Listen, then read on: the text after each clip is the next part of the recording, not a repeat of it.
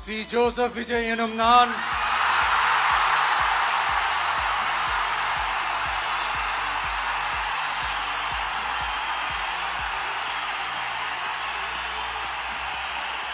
சட்டப்படி அமைக்கப்பெற்ற